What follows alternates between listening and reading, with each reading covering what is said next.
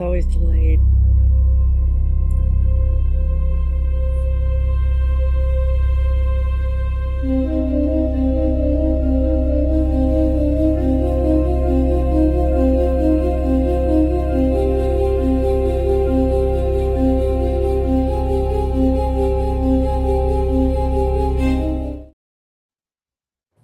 Hey guys, welcome to another edition of Deep Dive Topics podcast. This is episode 2. Tonight we are talking all about Bigfoot. So we have Randy and Josh. You guys, is it 14 or 40. 14? 40. Fortean, okay, out of Fortean, Tennessee. They're going to talk to us here in a couple of minutes, give us some backstory and all of that history. As you guys come on, make sure that you guys are saying hi and ask any questions that you might have. We do have a couple of quick announcements. Podcast tomorrow night, we are going to revisit our investigation at the Haunted Stevenson building. That'll be at 7. And then Sunday night, we have Potter Paranormal, who will be our guest on Deep Dive podcast. So you guys can join in on that one, 7 Eastern, 6 Central.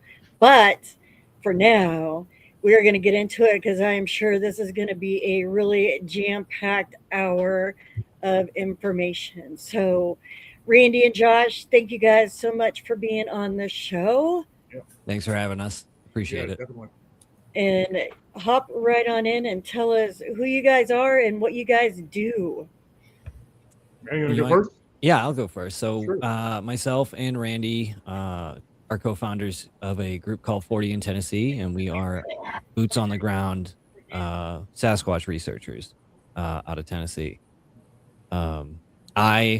Josh, am based out of Boston.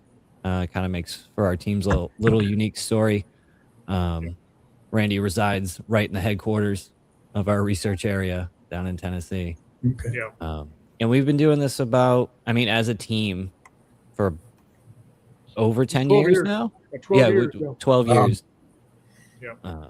We have about 5 research areas within, our kind of base operations that we operate out with what we believe multiple Sasquatch family units living in those areas with like a lot of distinct personalities and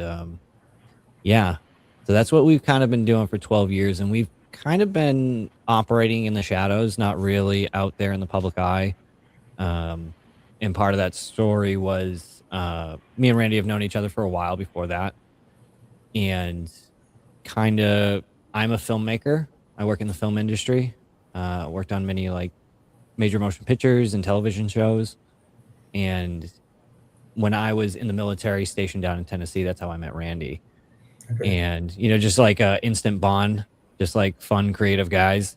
And I moved back up to Boston, started doing a lot of TV and film stuff. Would always come back down and work with Randy. We would shoot some shorts and stuff. And one of the trips down one night, I asked him about an incident that happened about like 5 years prior, I believe. Was it 5 years prior? Something like that, yeah. Randy and a mutual friend of ours witnessed, like, eyes on one of these things at a place that we frequent, which has become like our primary research area, primary site 1. And as he was kind of recounting this stuff to me, he had been over the past 5 years from that incident, kind of interviewing people that were at the location during that time. And he had asked me about some of my experiences, not really knowing. I've always been a big enthusiast of Bigfoot, but I wasn't really like, I was like, yeah, Bigfoot's out there. I believe, like I've always that guy. And then Randy was like, hey, we got them. Out there. And I, at that time I was like, why are we filming these shorts? I was like, I got a cameraman. Let's go get this thing.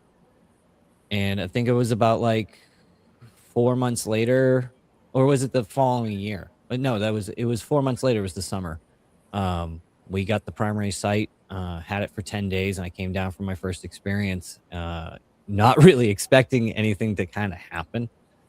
And it changed my life. And here I am 12 years later, Still with Randy, still at least once or twice a year going down to Tennessee to look into these areas and basically be out in those areas documenting this phenomenon that's been happening historically in this specific area for decades. back to back to the Native Americans that lived there and their stories and such. And this past few years, we've kind of stepped into the public view as a team. We started the Tennessee Wildman Cryptocon out of McMinnville, Tennessee, and this last spring in April, we did the first Bigfoot campout, and we did a ticketed event, and we took 40 Bigfoot enthusiasts out into our primary site for 5 days, 4 days, 4 days, 4 days, and 4 nights. 4 days, 4 nights, and we kind of taught people what it takes to be a boots on the ground researcher. We brought in friends of ours, Hellbent Hauler, Jesse and Joe Doyle, came and helped out with that. Big help on that camp out we had. But some of the people that bought tickets to come, we had Miguel from Sasquatch Theory. We had Jeremiah Byron from Bigfoot Society. They all came out. Like we had like YouTubers and podcasters come out. We had like legit researchers that, people don't really know about showing up, fully geared, everything. And we were just like, let's go, y'all. And we had a wild and great time. I think we had multiple people witness our Sasquatch out there to the fact that they wouldn't stay on the site. They went and got a hotel room nearby, wouldn't do the night hikes with us. But it was a great time. So yeah, and here we are. We've been Randy's been doing them a lot more than I have, but doing a lot more of the podcast circuit, and that's us in a nutshell. That is awesome. That is awesome. So, prime location. We're not going to give it away, obviously, but the Cumberland Plateau region of Middle Tennessee. Yeah, I can tell you that. Okay. Oh, the Cumberland Plateau. So, Okay. I went through there like 2 weeks ago, twice. Oh, really? Yeah. Oh man, it's Bigfooty as can be, man. Yeah. Really? Oh yeah. We went to Savannah, Georgia. Oh nice. Oh, I love We Savannah. drove through Chattanooga. Yeah. That is a beautiful drive, by the true. way. That is Oh yeah, it is. absolutely inspiring. But Did you go up I-24? Or did you go through I-40, When you from came down? Nashville to Chattanooga. Okay, so 24. Gotcha. All right. Yeah. Yeah, you saw some really nice terrain, yeah. Correct. Yeah, it's gorgeous. It's gorgeous out there. Yeah, and we go around a corner, it says, "Welcome to Georgia," and then we go around another corner, it says, "Welcome to Tennessee," and we're like, Yeah. well, that was crazy. But yeah, I know that is exactly what you're talking about. Yeah, that is a beautiful area, and wow, to think that is where you. Oh, that's cool. All right, keep going. But that whole area is squatchy, to say the least. Okay. It is. And It is. I got originally involved Randy- with this back in 97. Randy's I like saw an a old boulder guard. get thrown, and me and my cousin couldn't explain what threw this boulder that we saw get thrown. It's something made this moo vocalization up atop these cliffs at this abandoned quarry that we were at. And we started making the sound back, thinking it was some redneck messing with us. And this boulder comes flying off the cliff and hits the water about 60 feet from us. Wow. And it freaked us out. Like, what could do that? Like, I'm a big dude, and there's no way in the world I could pick up a rock that size and much less throw it. Gotcha. And so we started going online, and we talked to a lot of hunters and stuff that we knew and tried to ask them, what they thought it could be. And they were all everything from that didn't really happen to you to it was a bull up on the cliff kicking rocks loose. And I'm like, a bull on a cliff? Like, and just all kinds of reaching for straws, trying to explain what we had experienced. And finally went online and found a researcher online that Mary Green, if you've ever heard of her, the Bigfoot, Tennessee Bigfoot lady back in the day. I don't think She so. took me under her wing. She was around back in the 90s, Okay. mostly early 2000s. Wrote a book called 50 Years with Bigfoot. You can find it sometimes on eBay, but it'll go for about $150 if you find the book. Yeah. But Mary Green kind of took me under her wing and started introducing me to other people who had had sightings here in this region. And then I started going out and looking for myself. And over the years, I've estimated I've interviewed about 135 people in this region of Tennessee. And it's kind of shocking just how, I hate to say it this way, but how average the sightings are. Like Really? people see the same thing. They describe the same thing. They'll be 40, 50, 60 miles apart, and they'll describe the same kind of behavior. It's very much feels like that they're seeing an animal. They're seeing sometimes they describe the same Sasquatch. That's true. We have a couple Sasquatch sightings that they have very distinguished markings that people far away of, distance between each other are like, this is what I saw. And we're like, interesting. Yeah. There's a local Sasquatch on the mountain near our where I live in McMinnville, Tennessee, and they call him Atticus. Mm-hmm. And multiple people have seen Atticus, and on this one 6-mile stretch of road, have seen Atticus peeking in their windows at night. And they describe him as having a gray swath of hair that comes from the front and goes over to the side there. And they said it looks very gentlemanly. That's what one of the women put it. Wow. Yeah.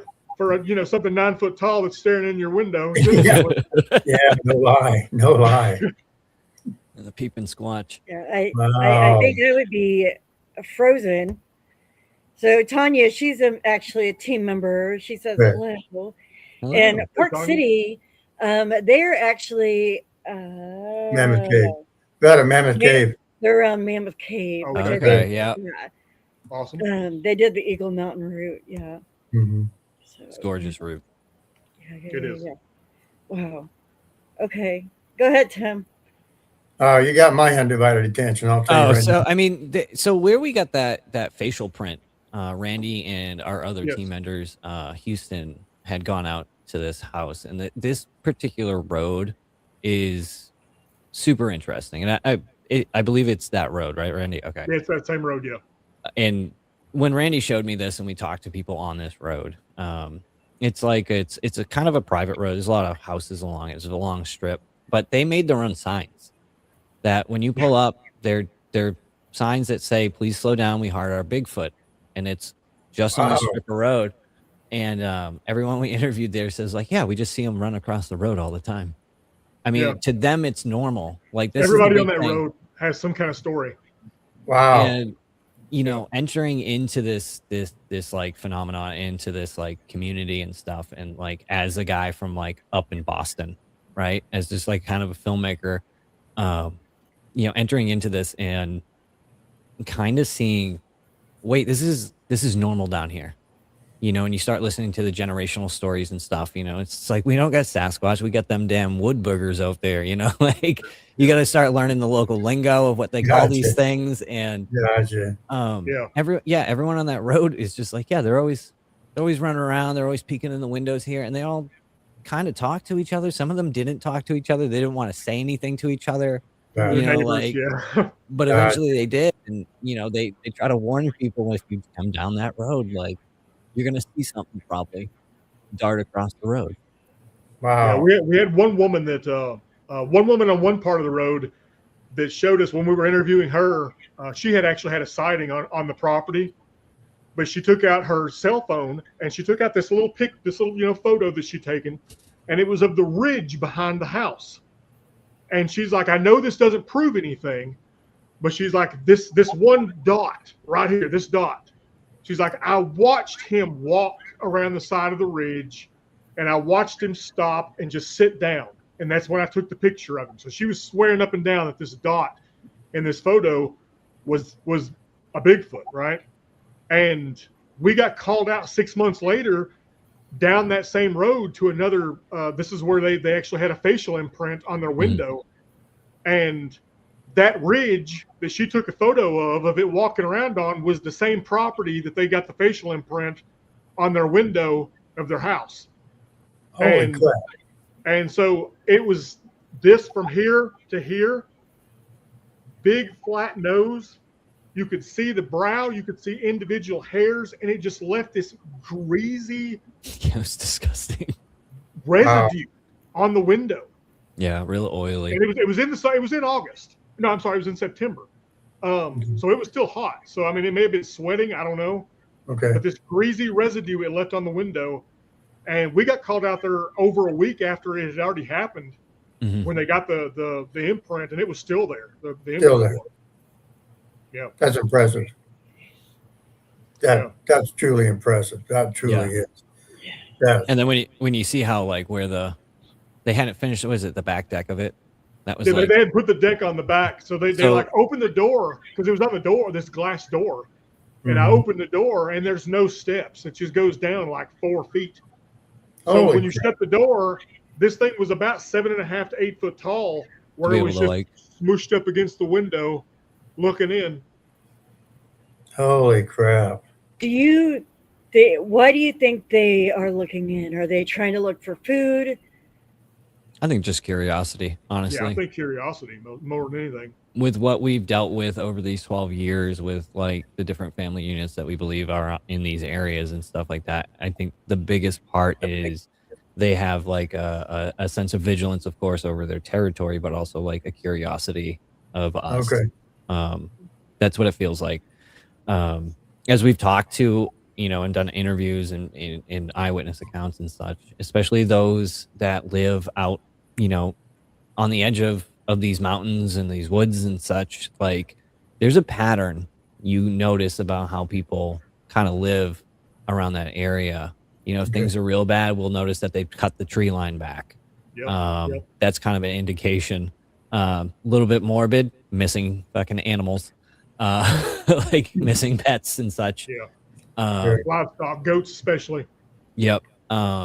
Okay. And then any type of barn they could get into. A lot of times there's a lot of people that find these things in their barns or something like that, get into livestock feed, especially during the winter time. So I think a lot of the time it is like they'll scavenge. There's always reports out of like, I think Yellowstone, them going into the trashes in certain areas. But I think for the most part, we interviewed a guy in Murfreesboro, Tennessee, who they seemingly were coming off Alma Mountain, and were getting into his dog food. He had like big 50-gallon drum of dog food, and something was coming in there, leaving, like they saw prints where it had walked on the concrete into the garage there, and but was prying open their 50-gallon tanks and just eating scoops of dog food. Wow. And so, and they thought that was a male or a female and her little one, because they found small tracks once going in there as well. So, and now like another big part of this too that I had to learn was like with like the locals, they're not going to openly tell you a lot of the time. They become protective, just like that road. They become protective of these things. You start to become protective of them too. So a lot of times when we get invited out to a location, it's pretty nice. It feels like a privilege, a little bit of a blessing to kind of be out there and be allowed to, I know how people feel about them. They get spooked by them, of course, and sometimes can get really aggressive. There's some pretty legendary stories out there of Big Red. Real there's one area outside of our town with a specific Bigfoot that's supposed to be 9 feet tall from the eyewitnesses. He's 9 feet tall. He's covered in red hair, and they call him Big Red. Yeah, and he's real angry. We've been told stories by ex-law enforcement that he's apparently scared 2 law enforcement guys that still are law enforcement. We're trying to get them to talk to us, but they won't talk to us. Yeah, they won't. Oh, really? Yeah, but there's a cabin up in that area, and the police are allowed to go up there and hunt during hunting season. And supposedly Big Red has chased 2 of them off. Being like, no, this is my territory. Yeah. Gotcha. But there's a family that lives there in that same area where Big Red is seen, and they've told us multiple stories about how Big Red will come up to the edge of the wood line behind their house and scream at them, and just he seems aggressive for some reason. And the other areas that we've got, they seem pretty placid and calm, and like he said earlier, curious. Yeah. But Big Red don't mess around. Yeah, he don't like us. He don't like people. And most of the ones in our area, they've gotten a little aggressive here and there, but nothing too crazy. They've thrown stuff at us, mostly, and throwing rocks. I think we deserved it a couple times. Gotcha. Go ahead. We're getting a lot of comments and a few questions. So. Yeah. So Park City, his wife's uncle got scared so bad. I don't know what ginseng hunting is. Maybe you guys know. Oh, I do. It's a root. It's like a root. Yeah. Oh, yeah. Ginseng. Okay, gotcha. Because he had trees thrown at him. Yeah. Yep. That's a big. That, yep. That's a big thing, and we've had that happen actually this past April at the cryptid camp out when we were doing one of the night investigations. Our team 1 had a tree pushed over at him. Wow. And I've been at that place for 12 years, and that's never happened to me and Randy. So we kind of really baited them when we brought everyone out. Gotcha. But me and Randy have experienced. We've gotten a lot of stuff thrown at us. That was one of my first experiences coming into this. Was at I flew down for the 10-day kind of expedition we were doing. With this idea of making this documentary. I was a young cocky filmmaker being like, I'm gonna get the Squatch. I got something, but didn't get the definitive edition, I got things thrown at me. Yeah, I know, right? A few more people have popped in. Kathy, she is a member of our team. Mm-hmm. Dave, he is from 727. Hello. There you go. And then Chrissy, she actually is within the Cauldron. Those are her podcasts. Oh, cool. Okay. We've done a podcast with her. So Kathy says they're not hurting or trying to eat livestock or pets. So yeah, sometimes. We've taken reports of them taking people's livestock and eating them. Yeah. We've had park rangers kind of divulge some stuff. Them going to remove a deer off the side of the road, and as they pull up, there's something just literally just walking off with a deer off into the woods. Big, just over the shoulder, just like, this is mine now.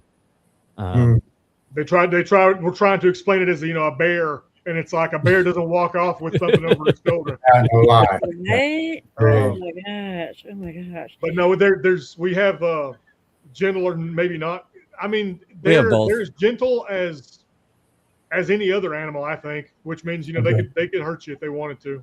They've let us know a few times that, like, hey, if I want to, I can take you. We were out in the woods one night, like probably about 2 miles out, and I was trying to get them to they've been wood knocking at us, and they stopped, and I was getting irritated that they stopped, and I literally said, "Come on, guys, you're making me look like an asshole." Excuse my language. And a rock about the size of my fist went right between me and Manning's heads. It hit the tree between us. Out of nowhere, just right. If they wanted to take our heads off, I'm convinced we can take our heads off. Yeah, in the footage, you can hear the whistle of the rock, and it hits right behind us. We're like, wow, we should leave.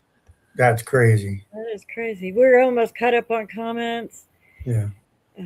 She did a couple of them there. All right. Yeah. Well, here's a question though. Go ahead. Do you ever think that Bigfoot could possibly be a spirit from the caveman era? Well, so I mean, at least with my theory, I do kind of, discussing stuff with Randy over the years. Like, I do believe they're kind of like a relic hominid, like descendant from like the Denisovans of the area.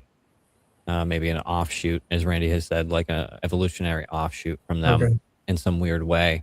So I do feel that they are, in my own opinion, like they're some weird distant cousin of ours from way back when. when there was like probably multiple, there was like 24 different variations human, of Homo yeah. sapiens on the planet at Yeah. the time. I think they might be a remnant left over from that time. Okay. It's kind of my theory. Yeah, I believe they're flesh and blood.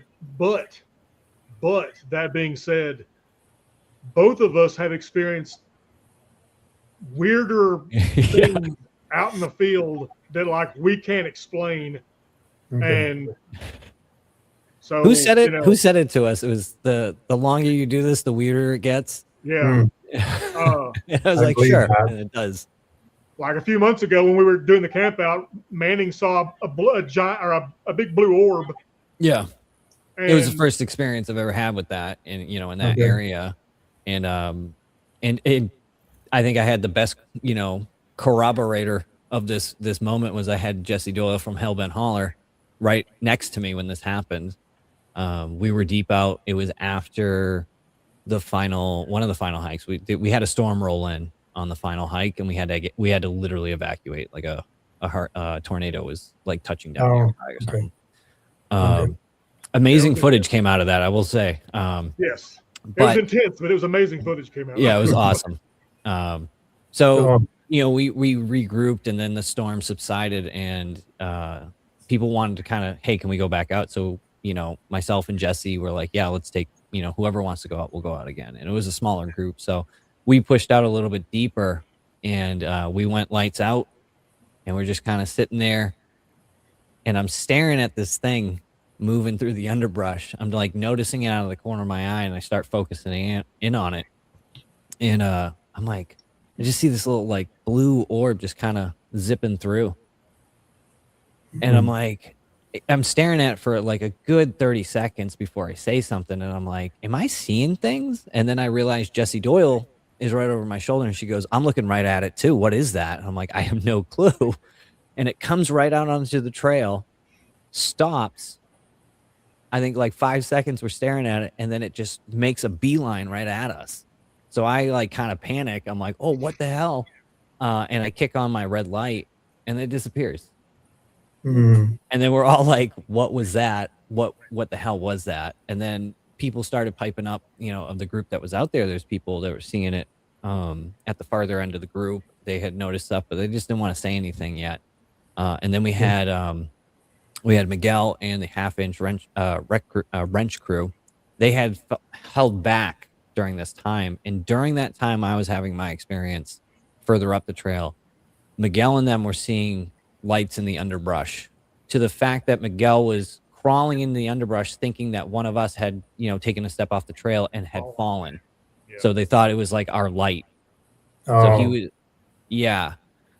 So it was pretty, like, I've never had an experience like that till then. So it was pretty unique and pretty intense. And I was happy I had like other witnesses around me, because I wasn't able to capture it on camera at the time. Sure. So happens every time. You always find something like that, and you never get it on camera. Why does that always happen? And Happens just a lot too. So There's Hellbent. yeah, there's Hellbent right now. The So- storm. To finish up on the caveman thing, this is what Dave replied to that.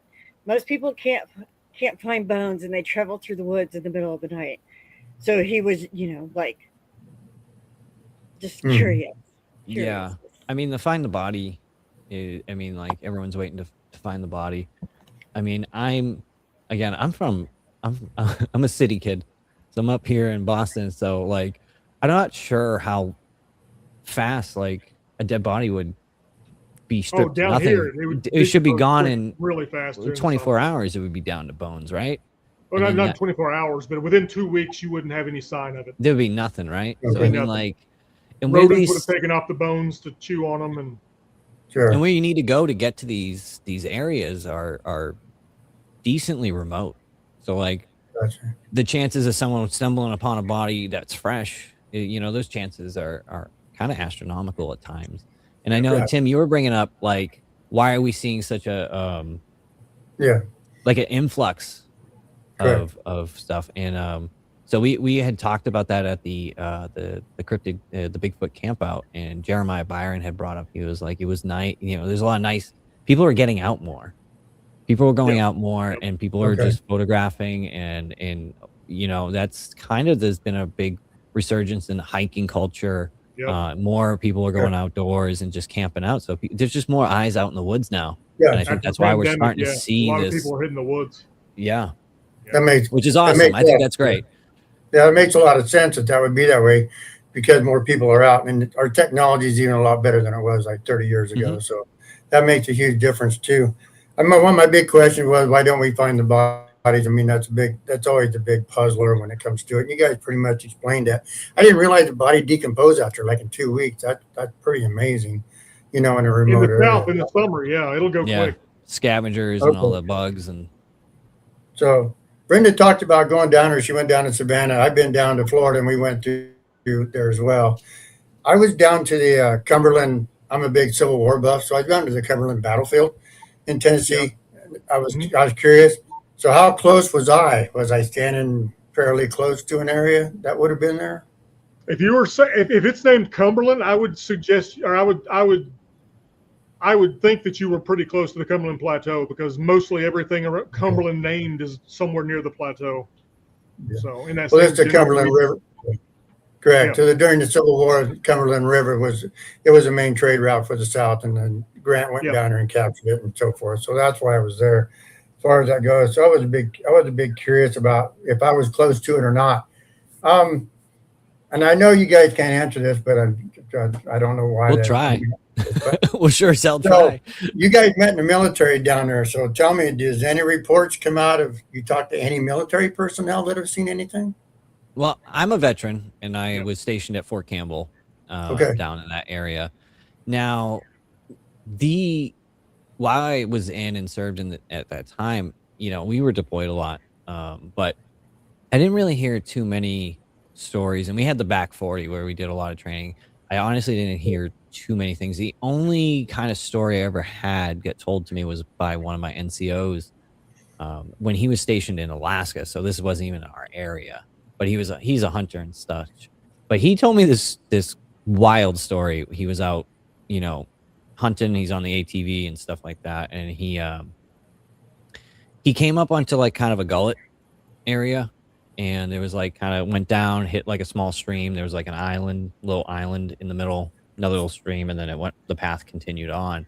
He said he pulled up there. He kind of was like floodlighting around looking for something. It was like getting dark, and he looks in the tree, and what he described to me, and he said this to me, he was like, Manning, I don't know how to like describe what I saw. He goes, I just saw like the most like big sloth. Like he said he saw this big sloth thing like hanging off the tree, and the minute it like he put the light on it and looked at it, it like hissed, dropped down on all fours, and started like scuttling towards him. He said he had the ATV on. He said he just turned around and left. And he goes, he just knew I was into like weird stuff like that when I was in the military and stuff. I like that weird stuff. So he was like, oh, I've only ever had that happen. And I was like, wow. Okay. Where we went to the go ahead. Sorry. No. First, I was going to thank Josh for service. I was in the Army, Service Battery 2nd and 18th in Fort Sill, Oklahoma. So there are, in the Wichita Mountain Range, there's actually history of the Native Americans down there seeing something in those mountain ranges. I mean, Geronimo's Bluff and all that's down there, right? Mm-hmm. So there was we'd go out in the Wichita Mountain Range, and we actually heard stories of people seeing things in there they couldn't explain in that area. So does Oklahoma have some sightings? Is there something that happens down there? Do you know of? Yeah. Honobia, Oklahoma is kind of a legendary for a lot of sightings and stuff. Yeah. Okay. Southeast Oklahoma, yeah. Where the mountains are. Yeah, there's a particular story that comes out of Honobia, which is the siege of Honobia, where the family kind of came under siege by a family of Sasquatch, and the father and his brother literally had a shootout, keeping them away from the house on one night. And I'm pretty sure there's like a police recording of this, and like they shot one. I'm not going to, it's a pretty long story, but like it got down to the point they opened up the front door to one of them pissing on the porch, and they shot it right in the gut. And they said when it crawled away into the woods, that's when the woods came alive. Woods came Wow. alive. Yeah. And boulders started raining down on the house, you know, like Wow. rocks were being thrown. Yeah. Wow. But I There know is like one, yeah, wow. There is one part of that mountain range. They got a big high fence. It's like 10 foot high. Mhm. And then it's all blocked off. And I think the reason why they do it is because they claim that people buried gold out there. So a friend and I won't say his name, we climbed over the fence to go in there because of our curiosity. I was a lot younger then. And we got a skull. There was a fire there, and we got a skull that we took home and bleached it and everything. But we were followed back out of that area, back over that fence by something we kept seeing moving through the woods. And we thought at first there's no bears there. There's no bears. So we thought it was somebody like a guard or somebody saw us climb the fence. But now to this day, I'm wondering what we did see that was actually moving around behind us. I mean, it was big and bulky, and we just thought it was somebody dressed in black. But I'm wondering now, did I see? Well, It's you know, actually- me and Randy call it walking us out. We have that same type of experience in our own locations where when we leave the trail and stuff, that usually one is paralleling us out. It's kind of like, all right, I'm seeing you to the door, like making sure you leave. Yeah. You know, But we've now I noticed wonder- over the years is they always have eyes on you the minute you come in. Okay. It's hard to, once you enter their territory, that they don't realize you're there. That's the Well, other part. If I knew how to contact the guys with me, I'd try to ask him what he think he saw too, because we saw this thing coming toward us, following us around. So now because I didn't know there were any sightings in Oklahoma. I didn't realize that was a Yeah, big yeah. thing. Oh yeah. Okay. That's cool to learn. Really cool. So now What part of I'm gonna Oklahoma did that happen? that'd be Fort Sill, southern Okay. Oklahoma, about 20 Oh, miles okay. from the Texas border. Yeah. Okay. Yeah. Yeah, Lawton, Oklahoma, around that area down there. That's where it was Yeah. at. Mhm. Okay. Because there's a story about Lawton, Oklahoma, where they talk about the town when it was back in the 50s, actually something coming into town attacking people, and actually the police were getting involved in it. I mean, you can actually, it's a Bigfoot story to this day, or Dog Man, one or the other. They talk about it, and it's actually recorded in history. So that's a pretty interesting sight. So I'm going to ask about the different colors, their hair. They're black, they're silver streaked, red. Why are there so many different colors? Is it just the area they live in? And I what think it's they just eat? like us. It's just like us. There's variation, you know, Okay. just like us. You know, we've noticed that a lot of the reports of any juvenile Sasquatch are usually like very dark Black. hair, Okay. like pitch black. Yeah. And that might be also like a defensive thing too for their hiding. Okay. Their I just fur is wanted pretty- to.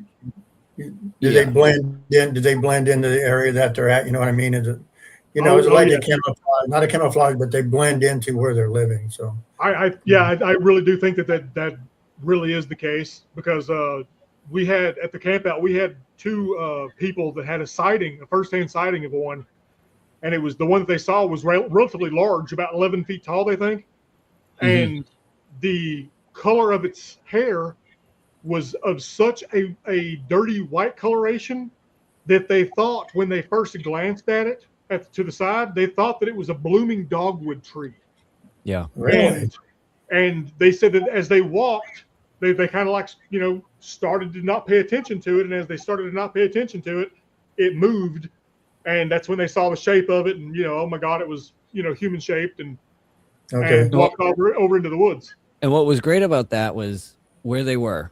They were able to get back up the trail, and immediately there was a research team there. There was Miguel from Sasquatch Theory and Adam and them from Half Inch Wrench Crew. Yeah. And they were recording a video for Miguel's channel when they came up. So immediately Miguel and them went into researcher mode and just started being like, walk us through it, and went right down there. So it was like this great moment of like an eyewitness account, and immediately was able to like link up with a researcher. Oh wow, that's cool. And get it documented, what the encounter was. That's very cool. So you guys, you take people out. What are the methods that or what it goes through? You're part of teaching people to be research and to go out these 4 nights and 4 days to spend in the woods. What do you do? I mean, what do you teach people? Well, that was a big, long discussion. We collaborated with Jesse and Joe from Hellbent Hauler about like They- what we could do. Yeah. When we found out that when they saw that we had so many people that were tacked out, like with gear, like we sent out an email to all the attendants that were coming, that, hey, if you guys are interested, here's some gear that we would suggest you maybe have to Okay. enhance the experience. Okay. And, just thermal and stuff like that, parabolics. And everyone came decked out. Yeah. Everybody. It was amazing. Everyone bought thermals. Everyone had night vision cameras. We were Really? like, okay. And So we're so we're going to we get something. We originally was just going to do some night hikes and see what happened. And Jesse and Joe were like, this is a once in a lifetime, opportunity. And basically, like, that's when we all sat behind the tavern and discussed, like, basically we're going to put out people in groups and space them along. We have this one active corridor that we call the hot spot that's about 2 miles long. Mm-hmm. And we're going to space them out about 1.5 miles out. And so what we did was put everybody into 4-man groups and space them out there along that hotspot length, and to see what would happen. And it seemed like that was the second night we did that. It seemed like that was the way I heard it put, hemmed them in. Yeah. Because it seems like that the Sasquatch that live in our area didn't have very many places they could go because there was so many people down that stretch that they couldn't pass and get across. And that's when we had the tree that we got pushed over. They got angry. They got mad. Smelled like just rancid ammonia. Yeah. Something urinated all over the place. And but we different teams smelled it in different areas. At a roughly 20-minute intervals. So it seemed like whatever was doing it was moving through the area. And we had, people brought gear. And I mean, like Adam from Half Inch, he brought thermal drones. So we had air support. So when people come in stuff, he was back at like right at the head of the trail, and he'd launch that drone up and be like, I'm coming in. Like, it was awesome operation. We had every group, we made sure that they had thermals, they had a night vision camera, they had audio, so that we could, no matter what, we could capture it and like corroborate that from multiple sources, from different angles, from different, and it worked. It worked. Cool. That's really people cool. had a blast. We had a blast with it. That's a great experience that you guys went through. That's really cool. People brought that much equipment to go and do that. And we did some presentations. We did a little history on the of the area for people. I did a whole breakdown of my first experiences. I showed a lot of footage that's never been, we've never released. And Joe and Jesse did a presentation on, it was a very, what was it, Randy? Infrasound. Yeah. But it was like, Joe went like in depth, like because he's gone into research for it. So he really like got nerdy with it, which was awesome because everyone was like super into it. And because we had it was a small group, we were able to keep the event very like intimate and able to hang out. And, we had friends coming out and doing like Tibetan singing bowls. We had, we did campfires, we did a bonfire, we did s'mores. We try to give it that summer camp feel too. Was a big thing, Stan. But long story short, like to answer your question, like what do we do? Like it's where people have asked us over the years, they're like, man, what you do sounds so fun. We'd love to do what you do. That's it. It's just take people out in the woods, let them experience this phenomenon themselves. And see where that goes. And we kind of started doing this with our friends when we were doing this because people would hear like, what are you guys doing? We're like, well, come out. They'd see the footage. And then we were like, well, come out, and experience it. And they'd be like, yeah, okay. And then we'd take them out there and something crazy would happen. And then eventually we were like, we should just make this We've like had so many people event. that have refused to come back because they got freaked out. Oh, really? Friends of ours. Yeah. They don't want to play.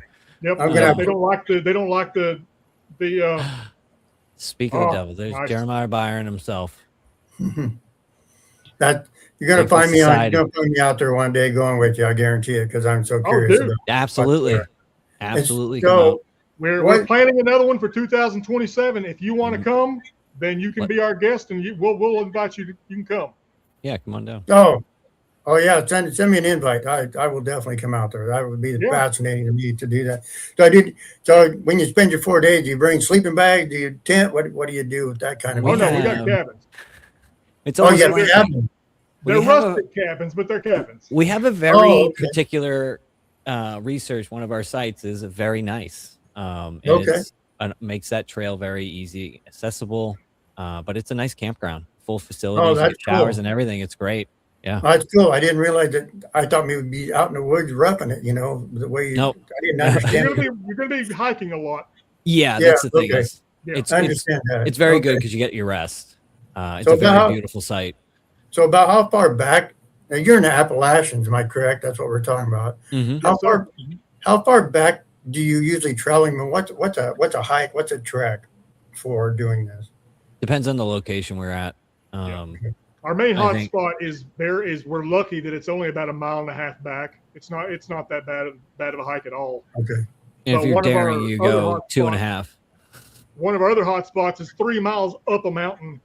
Yeah. And it's rough. Yeah, and the quarry site is pretty rough to get in, and that's a pretty aggressive. Impossible now, yeah. Okay. Yeah, it's not like when I first got there. My first experience was there at that quarry. Gotcha. Okay, well, I'm going to start training now because the last time I went on a 7-mile hike, I had a heart attack. So, let's not do that. Yeah, please don't. Let's not have that. So I'll be prepared for this time. I'm going to put this comment up. Hang on, Tim. I'm going to put this comment up, and this is all you have to say to Tim, okay? So just read it. That's all you have to say to him.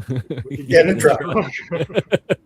That is our motto. You want to go ghost hunting with us? Get in the truck. Well, I'm the same thing with cryptids. Get in the truck. I'm ready. Get in the truck. That's kind of what we did with this camp out. We were like, "Hey, y'all, come on out." Yeah, kind of. There was another question, which you kind of did this sound earlier, but Kathy wasn't on yet. Okay. We have heard what a lot of people kind of colloquially call samurai chatter. Mm-hmm. It's kind of like a kind of weird chattering sound. We've heard that several times up there in our hotspot. We had a great vocalization at the camp out that a lot of people captured. Screams. Screams, yeah. That's one thing. We got a lot of woos too. Okay. Like woos out in there, like you'll hear like woo woo woo. Oh, really? We got a lot of that at the camp out too. It's not yeah. We've had reports of people hearing singing. That was something that was heard at the camp out. People heard singing in the woodline. Yeah. Yeah, I believe it was Miguel and his guys. You sure that just wasn't the people partying at the campsite next door? I'm kidding. There isn't one. The campsite's actually pretty far from everybody else. Yeah. It's pretty secluded, which is nice. That's awesome. That's pretty cool. It really is.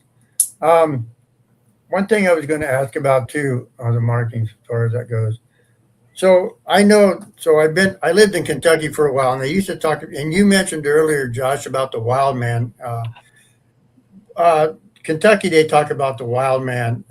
Is that a Sasquatch too? I mean, is there a difference there, or is there something that maybe? Tennessee has a lot of names for him.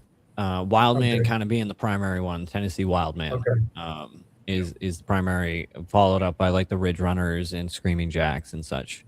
Or the infamous boogers, the wood boogers. I never heard that one. That's interesting. Oh wow, yeah. It's like if you don't know the terms to use, like I've actually interviewed people in the past and like be like, hey, have you ever heard of any Bigfoot sightings in this region? And they're immediately like, no, there's nothing like that here. And I'm like, oh man, okay, well, what about boogers? And they're like, oh yeah, there's boogers all over the place. They're all over here. And it's like, okay, well. So tell me your booger story. Oh, okay. I'll tell you a booger story. So you gotta learn the local lingo of what they call them. Gotcha. The haints are hollering in the hollers. Yeah. Really? That is so interesting to learn. Screaming Jacks is like my favorite one locally. Screaming Jacks. I don't know where that came from, but okay. Do you think maybe because of the screaming? Well, I think the theory behind it is they think it's lumberjacks that have fallen. Calling for help. Screaming Okay. Jacks. Yeah. Okay. So you talked earlier about communication, trying to communicate with them, and they quit communicating with you. What are the methods for doing that? What do you guys do for communication? We've wood knocked a lot in the past, and they've wood knocked a lot back. Okay. I've had it was when I had my first encounter. It was actually immediately afterwards, after the first encounter, about like 30 minutes later, on another trail where we were at. We started heard rock clacking right off the trail, and Okay. it was just kind of continuous. And then in the footage of it, I start whistling, and it stops, and I kind of whistle a beat, and it would knock back the beat, and I'd change up the Wow. beat, it would knock it back. Yeah, that was Yeah, so it's knocking the tune back to him. yeah, it was like Yeah, kind of mimicking me a bit. that's really cool. I Um, didn't. That's really cool. So when a lot. you guys got the rock thrown at you, do you think that because you raised your voice and yelled that it reacted? I mean, It's somewhat. do they Yeah, understand it? I mean, you know what I'm saying? and I that's the mean, it wild seemed like part. they did. Yeah. You know, when something like that happens, you know, it's like maybe it just like, you know, it was the right moment, but like, you It know, was when you've right been after doing I called them. I said, and when ass. you've been Freaking doing this freaking ass. long enough, Wow. you know, things get weirder and weirder, and Wow. it stops feeling like this is just like random events, experiences happening. You're like, okay, you know, there's something, there is something weird about them though. Like, as much as Wow. I'm like they're flesh and blood, there is something weird about them, and that, Yeah. I mean, like, that's why they're so good, and we can't Well, get them. You know, like there's something sure. about them. Well, and we talk about them being animals or mammals, you know, tones of voice like animals. You talk to them louder, you talk to them, your tone of voice makes a difference on something. So I was kind of curious if that maybe was part of it, the reason why that We happened. usually talk pretty like at a normal tone, usually at a very like you know, kind tones, very, you know, never aggressive. Yeah, very calm. Okay. I started doing music out there, like kind of 80s fun music, you know, that Oh, really? just to garner some responses. What I believe is there right now is that they, on our primary site, is that they have 2 juveniles, and I was doing some interactions with what I believe were 2 juveniles that were out there on the trail. And I was Okay. playing music, and I was getting kind of responses. A lot of wood knocks, a little rock clacks happening and stuff. So Okay. it's Great. weird. There's no playbook here, and that's the big thing. So a Sure. lot of the time, like, Randy has his way. I'll go out by myself. He goes out by himself. Like, we go out together. Okay. We kind of figure out different weird ways. We're always kind of theory crafting. What can we do to entice them to come Yeah, I closer? mean, people, there have been researchers, and I say that for me as well. There are researchers that, you know, have been doing this for 50, 60 years now, and they still have nothing really of weight to show for it. Okay. So a lot of the stuff we go out and do, like we'll go out and do some weird stuff just to see if we get a reaction, because it's like, what else are we going to do? Nothing else works. Yeah. All this other stuff's been done already, and the same stuff keeps Right. happening. We leave Correct. gifts for them. We feed them peaches and such, and that's usually we get stuff back from them. I think one of the funniest ones, we left a bunch of peaches. We went up the trail for about an hour, and when we came back, there was nothing but the peach pits in the middle of the trail, just left in the middle of the trail. It was like, Wow. and Just a nice little pile in the middle of the trail. An hour later, we're like, Wow. dang, they really liked those. Wow. So have you documented, what have you documented? Anything? a lot of wood knocks, a lot of vocals, a lot of wood wood knocks, knocks, a couple vocalizations. Yeah, we've caught a lot of Okay. things being thrown at us on camera, and then Okay. we have, you know, we have like kind of one decent photo of what we believe was juvenile, Okay. that we had pulled from film footage that was a widescreen, and that, you know, it took us like, I think, 1.5 years of going through it in slow-mo to finally be like, what was doing that? What was throwing stuff at Okay. us? It had to have been close by, just Gotcha. from the way the throw happened. And Yeah. Randy painstakingly went through that footage frame by frame until he was like, "Look at this." Wow. I might want to bring a hard hat with me, I think, by the sound of it. They like to throw some stuff.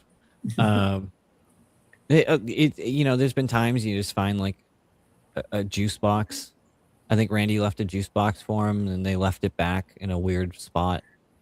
I got it thrown at me Oh, that's what it was to get thrown Yep. at you. from the wood line. They didn't like that kind, or they Oh. wanted more. I don't know.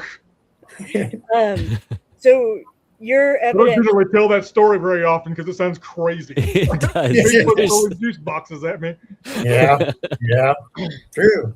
Crazier We- stuff happens. We think Bigfoot does this weird stuff to discredit us. We think Bigfoot's doing it. That's our idea. He does this weird stuff to make us tell these wild stories that no one Oh, will God. believe. Nobody's going to believe it. I Totally Yeah. discredited, yeah. Yeah. got you. Interesting. So, do you guys mainly just research in Tennessee, or do you go to other states if you've been called, or how does that work? I've been to a few other states, Bigfooting, but primarily in Tennessee, yeah. Primarily around the Cumberland Plateau region. Yeah, I've kind of just stuck to our area, and just kind of for the purpose of my own research. I've kind of, when I first entered this, I entered into the community a little bit just to kind of see how it was, and I was like, oh, this is kind of wild. There's some wild people in here, so I kind of just put blinders on, and I kind of focus on our area and kind of put it. I look at other people's stuff, but not really looking. There was a point up here. I started up here in Massachusetts, started looking into stuff, but I wasn't really too keen on it up here. Okay. Yeah. You still don't really believe they're up there, do you? Look, at least where I'm at, they're definitely not. Okay. Yeah. And then we had people Outside at of our camp Boston? out that came down from Maine and New Hampshire. And I was like, there's no way. It's too cold up here. Like the winters are too harsh. There's no way. And then this one of the guys, the researchers from like New Hampshire, he goes, yeah. He goes, this is from, and he names a place that I've been to quite a few times, and it was just crazy vocalization and like wood knocks. And he was like, you still believe it? I'm like, la la la la la. Too close to home for me. Too close to home. Too close. So, if somebody was just out randomly hiking or whatever, and what kind of noise I mean, I know you were doing like the chatters and stuff like that, but what would be something that maybe they would hear to make them think, oh, wait, maybe I should stop to check, to like maybe research a little more to see if it could be a Sasquatch? You're hearing something out there. I mean, a big indication is just like the tree snaps, the tree breaks, and a lot of them are small. If they'll be in the same angle. It's as if somebody kind of walked up and put their thumb against like a small branch and bent it. And you'll see that like in certain areas. And the other big one is like tree arcs. It looks like somebody has just basically bent a tree and stuck it under something. Okay. And with those, you can tell when it's been like intentionally shoved in someplace, or if like a deadfall has happened and kind of pinned a tree, that's kind of like signs, structures in the area, TP type structures. Okay. It looks definitely not like, branches have fallen. It's like full logs that have been brought up and moved. So it's learning to figure out what to look for is a big part of this. And kind of it's double-edged swords, because once you kind of know, you kind of can't not see it when you go into a place. You'll be driving along a wooded part of the road, and I'll look down and be like, there's tree arcs in there. I'll be like, pull over. Like, Gotcha. That's cool. Yeah. So what about our great state of Iowa? Do we got anything we should be looking for? Do you know anything? I do not know enough about Iowa, unfortunately, to be able to tell you where to look in Iowa. So I know, I think Iowa has, because I know Illinois does, because Illinois is right there. And there's been quite a few reports out of Illinois. So I mean, there has to be up in Iowa. There's a lot of space up Mhm. there. There's a lot of space up in Iowa. Oh yeah. I have a friend who lives up out there, and I've visited a few times. So I've driven out there. Yeah. So I mean, there has to be. Honestly, there has to be. I'm gonna say northeast corner because it's super hilly Right. and very wooded. Right. Look for waterways. That's another thing. We think they travel Yeah. along the waterways like their own, Yeah. super And that'd be highway. out in the east. That'd be in the eastern part. There's a Makokata that has a Makokata caves over there, and they talk a lot about seeing things in that area because of the woods and the waterway and stuff. But we live pretty much in a farm area, so we got some forest, but we're mainly open field and farm area. So I don't know if that would be an ideal place for them to live or not. So we do have the Mississippi on the right and the Missouri on the left, though. That we do. So that we do. That's interesting to learn. I think there's a lot of them out there. History in Missouri for sure. Yeah. Yeah. Yeah, they got a lot more. They got a lot more dense forests than we do by far. So yeah. Okay, cool. That's cool. Wow, that's a lot of stuff. You guys have a lot of experiences and a lot of knowledge. That's amazing what you've been doing for 12 years. I mean, I'm like Josh. I don't know if I want it out in my backyard either, but behind me is all DNR and city park and what have you. So it might be something over there. Randy's the same way when they get too close to home too, and we get reports too close to him. He's like, mm-mm. He's like, you guys don't want him looking in your windows? Yeah. No, I'm good. We've taken too many interviews and heard too many stories of just like, I think I would be freaked out if I had him on my property. And really, to think of the people that are like, it happens so much that it's like an everyday occurrence and it doesn't bother them. Right. You know, like, I don't see how that is. I don't see how that is for those people.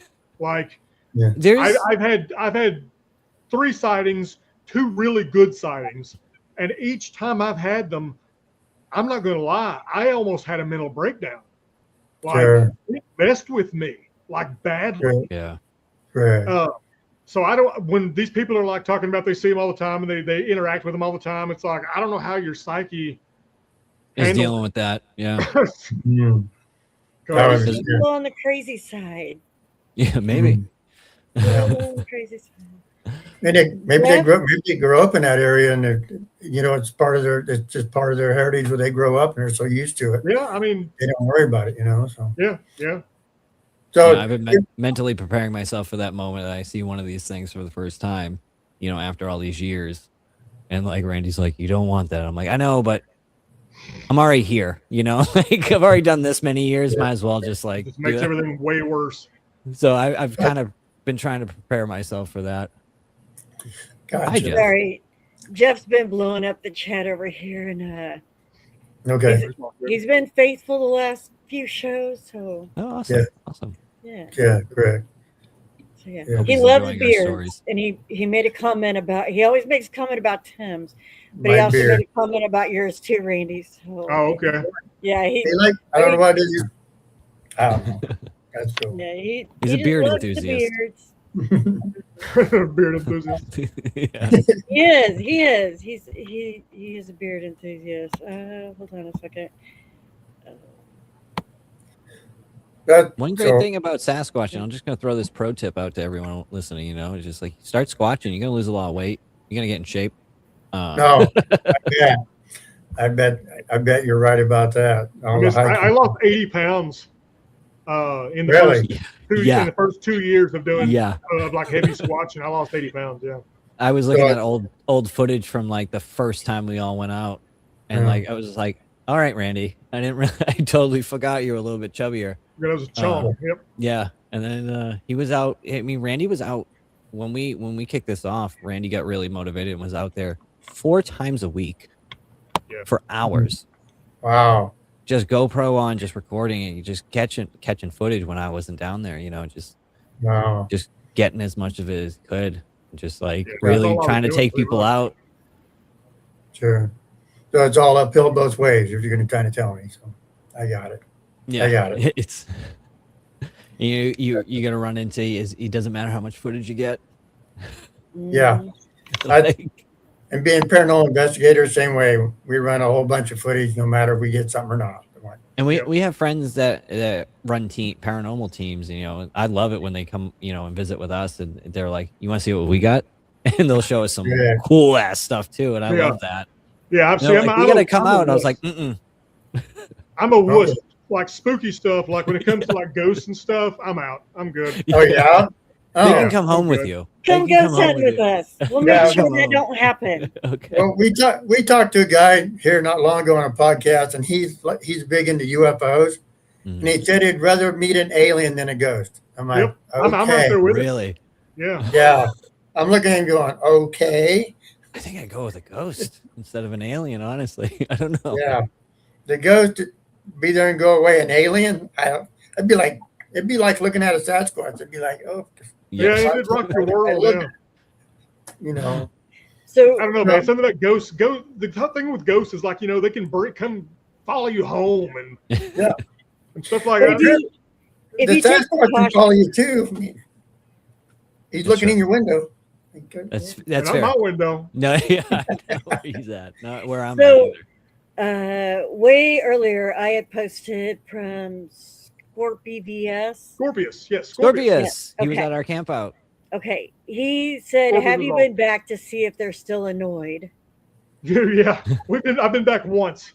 Nothing happened when I went back. Randy was so afraid to go. He was like, I don't want to go back by myself. Like, I don't want to go by myself. After just bringing, 30 people up here. We brought like 40 to 45 people out at night where they were only used to me and Randy, or maybe two others, just like three of us. So like they had control over the situation. And then we brought out 40 people with equipment, and we had control of the situation, and they weren't happy. Oh, gotcha. So yeah, that's still pretty cool. So he also asked, did they block off any new areas?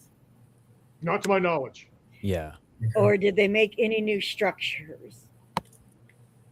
I didn't really get off trail much, so I'm not sure. Okay. We've been lacking since we started the convention. I'm gonna be honest. Paranormal, I don't run Bigfoot. I will. I'm the exact opposite. So yeah, we've been growled at. We've had stuff thrown at us. Like, it does startle you when it happens, but something about, to me, if it's a Bigfoot, if I'm assuming it's a Sasquatch that's throwing a rock at me, for some reason that's like, okay, it's like a bear growling at me, or you know what I mean? Yeah. It's like it's something that's rooted in the world. I hope. Yeah. But knock on wood. What if it's an elemental? Oh, don't. Yeah, say we start getting fairies and stuff. Right. That's cool too. We start getting into fairies, and I start getting creeped out. So. Yeah, that's okay. We start getting into face stuff, and I'm like, That's fair enough. Yeah, I don't know. I'd be like you, though, Randy. If I saw it face to face, I would have to try to process what's happening to me. What is actually going on here? And try to do it. So, with paranormal investigating, I process. I've been doing it so long, 14 years, that I process what goes on, and I know what I'm looking at. But that would be a whole nother realm. That would be absolutely. I'd be terrified. Seriously, it'd scare the crap out of me. I'd want to experience it, but I'd scare the crap out of me. So, I don't know what it's going to do. I don't know what it's going to do. I've gone on one paranormal investigation, and it was up here in Massachusetts. I went to the Bridgewater Triangle. Yeah. And we did the Estes method out there. I was just kind of brought in to document. It was interesting. It was the first time experiencing the Estes method done. And it was really creepy. I'm going to be very honest. It was extremely creepy how it worked. And it worked. No. And it works better for some people than others. Like when I do it and I put it on, I struggle. I hear all the radio blips and everything. And then I'm trying to pick out those certain words. Sure. Tanya, Tim, anybody else on the team, they sit down and they're just like blah, blah, blah, blah, blah, blah, blah, blah, blah, because that's all they're hearing. And I'm like, it works. I just get mad. I'm like, whatever.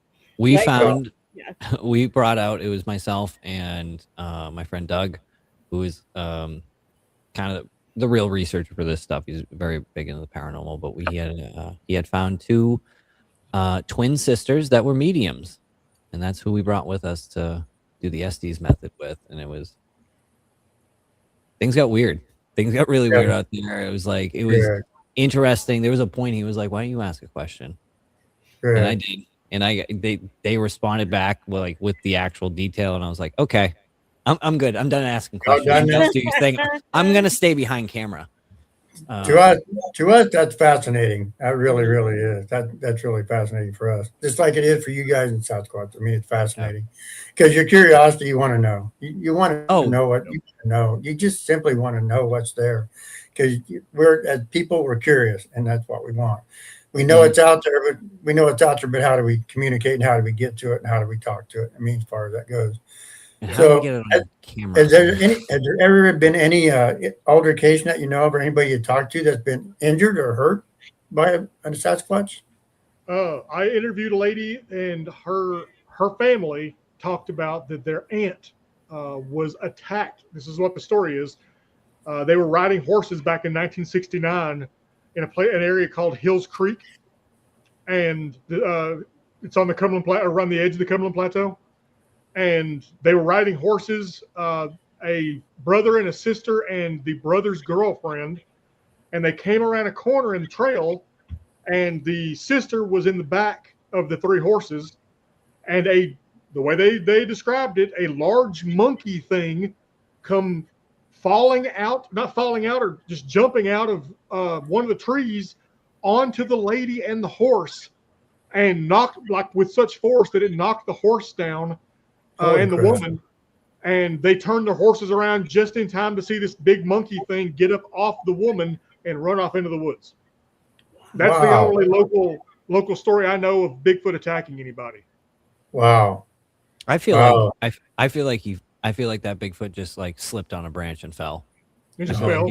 I feel like he fucked up. Yeah, I feel like he messed up and fell. I feel like he was. Yeah. Oops. ate too many of them peaches. What he did. I think one of my favorite encounter stories was a woman and her daughter walking up the trail, and one walked out on the trail, stopped, looked at him, and gave him kind of a uh-oh, and like scuttled back in like they snuck up on the Bigfoot and scared the Bigfoot.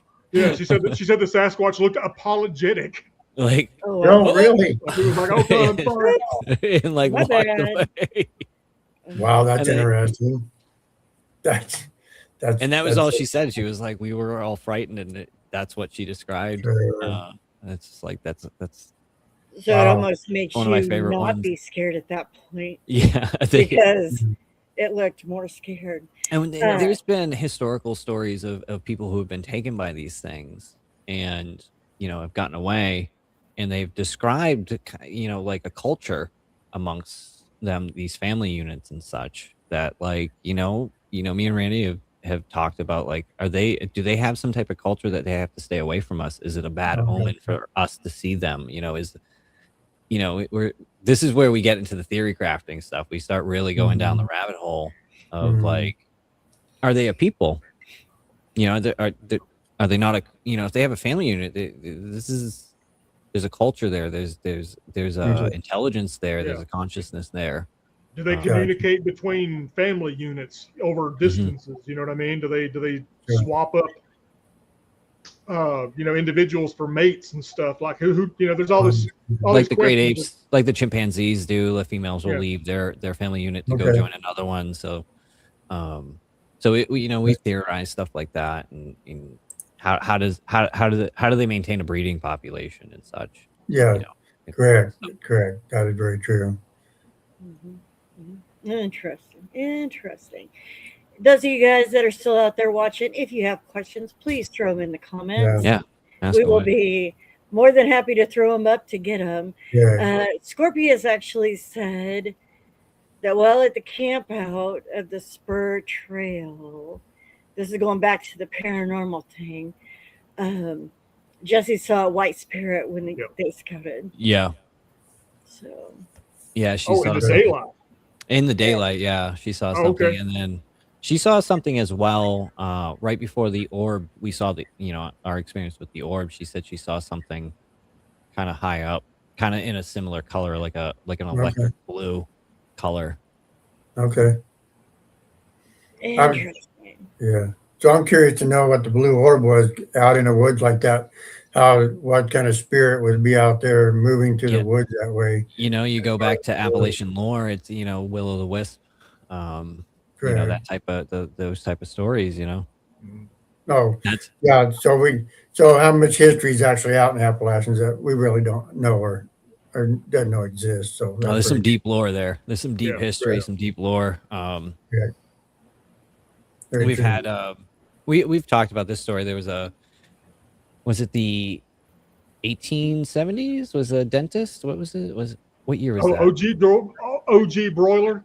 Yeah, OG broiler. 1879. 1879. He was a dentist in Sparta, Tennessee. And he and a group of homeboys mounted up and ran one of these things down and captured it. And had it on horses. I think it was like a 4-hour chase. They had to run it down. And they still it was in newspapers back in the 1870s, 1879.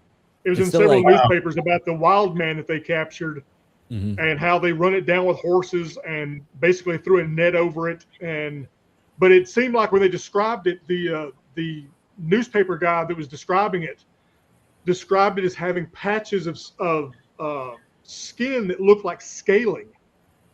And almost kind of the way he describes it makes me think of like it had scabies or some sort of like parasitism going on. But it was thick. It seemed sickly. Yeah, but it was which is probably why it was out by itself. Yeah, it was 6'5". It had 3 toes on each foot. They talked about that it looked like 2 of the toes had fused together, which is very common in the South, believe it or not, with footprints, fused toes. Oh, okay. Yeah, and but they basically was going to take this thing to Louisville, Kentucky, and have it looked at by a room of doctors, and that was where the last newspaper clipping came from, was in Louisville, Kentucky, and they were talking about that this Sunday, the doctors are going to get to see this wild man that OG Broiler captured in Tennessee, and we can't find any newspaper clippings from that point forward. Yeah, like what happened to it? What did the doctors say about it? Wow. We've been trying to track down like family, like family descendants and stuff to see maybe there's like a family story about this.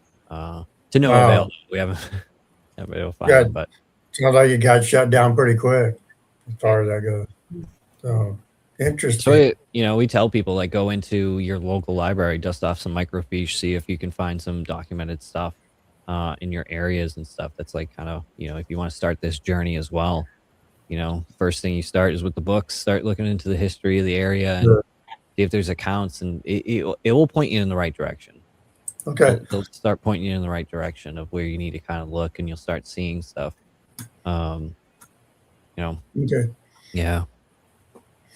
Well, that's how I learned about the lot in Oklahoma when the research, and they started talking about it. A guy did a research and did a video on it. He goes back and actually researched all the book and the documentation, even from the police department, of what happened that night. So that was a pretty interesting story to know that did happen. Randy, did you catch that question that I put up there? I did. I don't know if that's the case. I know that there is theories that people talk about, like different areas of the U.S. Eyewitnesses will describe the Bigfoots looking different in the face. Yeah. And sometimes they look more ape-like, and sometimes they look more human-like. Okay. Like in our region, most of the people that I've talked to, they talk about them looking more human-like. Okay.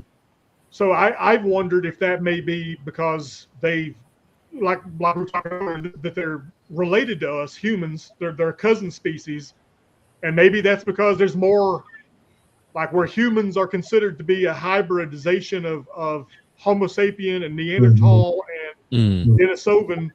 Maybe that's what they are. Maybe they're Denisovan and Neanderthal and something else that's big. A different mix of it. You know what I mean? Yeah. If that's the case, maybe it's dependent on how much human they have in them, how human they look. Okay. Maybe, I don't know. Interesting. That's usually when the Native Americans in the region would, in their verbal history, would go to war with the men of the forest and such. They would come and take their women, and that's when the natives would be like, okay, now now we're gonna fight. Right. And there's a lot of reports of that, or in verbal history for the Native Americans in different areas of the country. I think it was the First Nation that like wiped them out, had a huge war with them up in the Pacific Northwest. Is that where it was? That I sounds don't remember right. where that was, but I remember the story of where they the ones at Loveland Cave, if that's what you're Okay, yeah, it was the Loveland Lovelock Cave one. Yeah, Lovelock Cave. I don't remember the name of the Native American tribe, but they supposedly there was these red-haired giants that were living in the cave that were coming and taking the women of this tribe and eating the children and just being monsters basically. And the tribe basically waited until all of these giants were asleep in their cave, and they started a big fire there and killed them all. And for a long time, and the stories were that that was just tribal stories. There was no reality to it. But they found I think it was the 1920s or 1930s, they actually started finding like the remains in the caves people that were like buried in that cave. That basically there was remains of where the fire was, and so it looks like there actually was some sort of something happened. Truth to it. Interesting. I mean, one of the other things about our area in the Cumberland Plateau is has one of the biggest like cave systems in the world underneath it. Yeah. We have like over 15,000 caves in just a 5-county region. Yeah. Holy mackerel. Yeah. A lot of if you grew up around here, you went caving as a kid. Yeah. Oh, gotcha. Yeah. Gotcha. Wow. Yeah, Randy's taking me some places, and I'm like, where are we? Why are we in these caves, dude? We should not be in here. I don't have cell reception. Oh, yeah. Most of the places we go, we don't have any cell reception, Gotcha. That's interesting. I have found this podcast very interesting. You have my curiosity so much up. Like, holy crap. The experiences you guys had, I mean, it's like for us, paranormal, our personal experiences a lot way anything we actually catch on film, it does happen. And it's unfortunate that it does, but they're true. We know they happen. We know this really did happen. It is fact. We can, go through it and say what we're talking about is real. That is very true. You got anything else? So Brenda's always going to ask the question, where can you be found and contacted and all that? So I'll let her do it part. I have one question before we get to that, though. Okay. When is your next camp out? Oh, our next camp out is May the 3rd to the 7th of 2027. Yeah. 3rd? I'm writing that down now. To the 7th. Yep. And then this year, it'll be a Monday to a Friday. Yep. And we do that on purpose. A lot of people have asked us, they're like, why are you doing it during the week? It's because our main research area, where it's at, it's right up next to a state park. And there's so many people at this state park during the weekends that the activity dies down dramatically. We've noticed. Whereas if you go during the week and do your research, then that's when they seem to be, chill and in the area. The rest of the park is pretty quiet. Yeah. And the rest of the park is quiet. Yeah. Gotcha. And then coming up in August 8th at the Milner Center in McMinnville, Tennessee, is the 4th annual Tennessee Wildman Convention. So if you want to come out, we got a lot of team members, teams that came to our camp out. We've got some of the legends of the Bigfoot world coming out. So they're doing talks. We have a speaker hall. You can come listen to them. They do hour-long presentations on their stuff, their research, their findings. They show videos, they show photos. And then we do a big vendor hall, and we're actually doing a second floor. And was it the Nexus stage this year? Musical guests. Yeah, we're doing musical guests and such. We kind of we try to turn it into a fun convention vibe. Try to add to it every year a little bit. Yeah, we do a little bit extra every year. We bring in some fun guests and, do stuff for the kids and such. So we're there. You can come in and talk to researchers if you want to come and actually like share your account and stuff. We built this to be an experiencer con, run by experiencers, so experiencers could come to a place if feel safe to come in here and talk to us.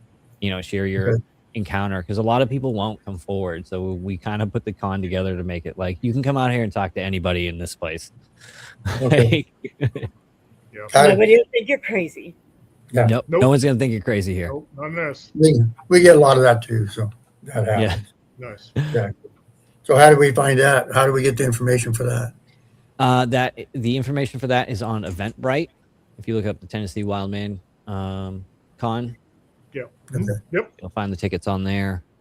And we haven't gone live with the new camp out yet. The camp out tickets will be available the day of the con, actually. Yeah, it's Okay. August 8th. is when August 8th. Those tickets will go. Yeah. But the camp out is it's. Okay. I think the camp out is what we've been building towards all these years. That's why we did the convention first. Okay. Oh, don't be surprised if you'd see me standing at your doorstep saying, "Let's get in the truck." So. I'm like, get in the truck, let's go. We'll be getting in the truck with you, man. Oh yeah, we will. I get excited when I fly down to Tennessee every time. I get really giddy when So yeah, I'm so curious. You're probably going to see me there because I'm just so curious. I want to go, even if I don't get an experience. I want to have the experience of going. So that would be cool. Oh, absolutely. Well, to learn how, to learn what to look for and those kind of things. That actually, Correct. worth it as well. Well, you get that moment in life when you see something, you're so fascinated by it. At the same time, you're scared to death. So, Yep. Yeah. what do you do? We've had that discussion multiple times. Like, what do you do when you see one at this point? And like, I think we're all like, I'm going after it.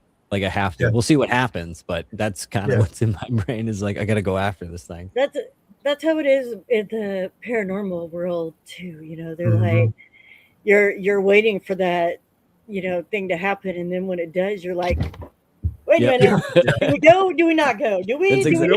That's exactly what happens. You sit there and you're like, why am I doing this? Why am I out here doing this? What am I doing this for? Yeah. I was asked to say that it's wildman or wildmancon.eventbrite.com. Okay.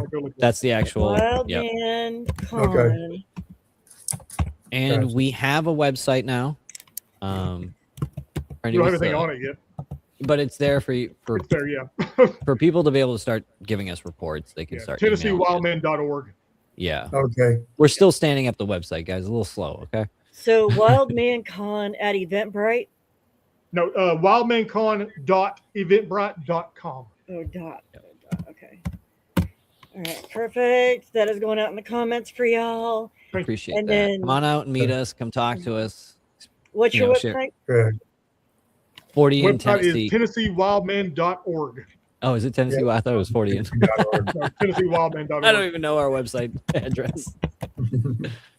Cool. That's mainly where we're going to put the camp out information and stuff like that for future reference. Okay. Cool. Facebook didn't like that comment about the Eventbrite, but They never do. Facebook don't like a lot of things. But Yeah. okay. Yeah. They don't want the info out. That's why, guys. Oh, because I didn't type it right. That's why. Oh. I'll explain it. Operator error. Operator error. Okay. Oh no, Wildman Con. I did do it right. Never mind. Blonde moment. So you guys, you got any questions or anything for us that you'd like to know from our side of the paranormal world? When did you guys start doing this? When did you start doing the paranormal investigation?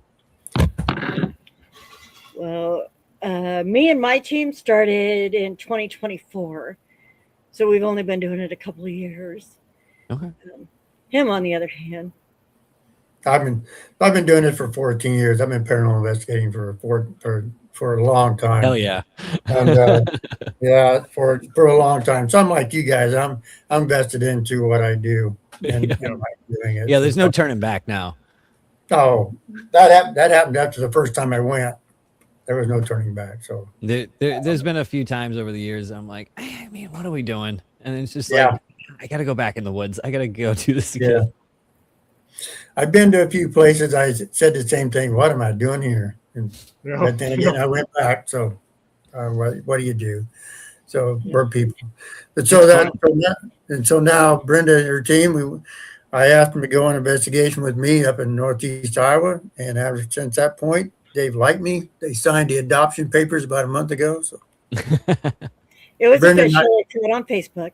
yeah. Brenda and I are actually brother and sister. So Yes, that's what we do. Yeah. Anyway. we are.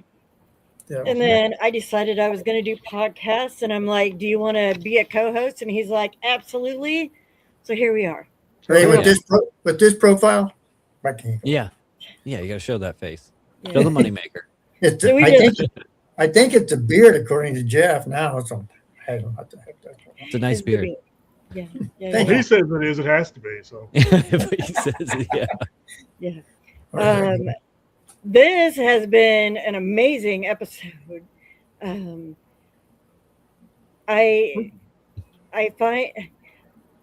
will be honest. I'm the person, like, put me in with ghosts all day long. I'm gonna, I live ghosts like forever, and I'm like cryptids, whatever. Like, I believe they're out there, that type of thing. But then he's like, we need to do these podcasts. And I'm like, okay. So by the end of the podcast, I'm like, all right, I'm game. I want to go in. I'm like, I'm there. I'm good. Yeah. I will tell you guys, we have been concepting out with another team member of ours. He came to us about it after the camp out about doing a similar thing like we did with camp out, but doing a paranormal one, doing a ghost hunt version of what we just did. Oh, and, cool. He has a couple locations that we've been looking at to possibly do it at. It would be kind of fun. Just to kind of keep you guys in the loop on that, Yeah, definitely, for sure. So is he wanting to ghost hunt while you're out Sasquatch hunting, or does he want to combine his it would be strictly paranormal. It would be a strictly like our Sasquatch one, but it would be strictly paranormal. Okay. We find investigators. The area in question he wants to do it at is got a really, really rich history of murder and people dying and sightings and such in the area. Well, keep us informed on that. I'd be interested to do that. Absolutely. Yeah, they both would be interesting. Tato said he'd be interested in the goat hunt. Or she. Tato's one of our team members. Yes. Oh, gotcha. Yeah, she's one of our team members. She's part of Fortean. Well, just get in the truck. Hardcore. Tato's a very get in the truck. Yeah. She's always like, I'll get in the truck. Let's go, guys. Yeah, Tanya's like, I'm not sure I do very well. She makes friends with every furry thing. So maybe you're what we've been waiting for. Maybe you're the key. Right, could be.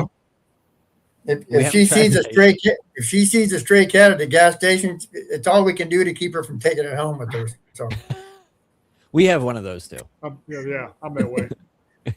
That guy. Yeah, I'm that way. I'm the guy that picks up cats. Yeah. Oh, okay. Well, so I'll make a deal. If we come down here and do some Sasquatch hunting, you come to Iowa and we'll do some ghost hunting. Absolutely, I'm down. We'll take you to a place that isn't really, really haunted. So we'll get your first go at it. So okay. Look here. Hold on. Like this is the way I'd be. If I'm going to go ghost hunting, take me to the most demonic, like scary as hell. Like if I'm going to do it, I want to do it like all the way. I don't want to just half-ass. Guess what? That's a deal because I got a place I can take you. All right. Then I'm going too. I'm not. I am not. Y'all go. Y'all have fun. I'm going to stay at home. I may regret it, but I'll do it. Yeah, I know. We might be walking away, but As long as you don't take off running and run into a wall, you'll be fine. Remember, don't run. You're like, I did not sign up for this. I usually just disassociate behind my camera, and I'm not really there. I'm looking through the lens. Oh, believe me, they know you're there. Well, I know they know. Yeah. Yeah. Okay. Awesome. Anyway, wow, this has been really, really an amazing episode. Randy and Manning, thank you so much for being our guests tonight. Thanks for having us. You guys go check these guys out. Give them Absolutely. a follow. Platforms that you're on, social platforms. So YouTube, you can find us on Fortean Tennessee. If you look that up, our YouTube channel. We have a lot of the stuff we were talking about, that footage, and Wood Knocks. You can hear a lot of stuff from that time where I was speaking of. Randy was going out every day. That was a way for me to be able to keep updated with what he was getting. Originally, like, that was what the YouTube channel was just for us to store some of the footage. But we kind of organized it. We were doing a podcast for a little bit last year. Just it's not having our go at it, really to promote the convention and stuff. We were like just talking to people. We've been talking about getting back into it, but you can check us out there, and we have a Facebook page for the convention as well. Yes. Tennessee Wildman Con on Facebook. Also on Facebook, just look up Tennessee Cryptid Campout if you're interested in that. Yep. Campout. We'll have more information about the campout, future campouts and stuff on the TennesseeWildman.org site when we get that up and running soon. Yeah. And if you want to come out and meet us August 8th, meet the rest of the guests and stuff, come to the convention. It's a beautiful place to come visit for a nice weekend. McMinnville's gorgeous in August. So, yeah. Okay. Perfect. Tito says, thanks for your time. It was a delight. Miss you, Tato. I'll see you soon. Thanks. Oh my gosh. Whatever. Facebook is not being my friend right now, but I will put it in there. But yes, the logo is up here in the corner. If you guys are needing to know how to spell 14, whatever they say. 40. It means go. high strangeness. Really. So yeah. Anyway, you guys, we'll be back next month with episode 3 of the Deep Dive Topics podcast when we figure out what that's going to be. Until then, you guys have a great night, have a great week, and we will see you later. Night, everyone. Thanks, guys. Keep an eye on your windows. Who's peeking in? Yeah. Squash is a peeker. He's a peeker. Absolutely.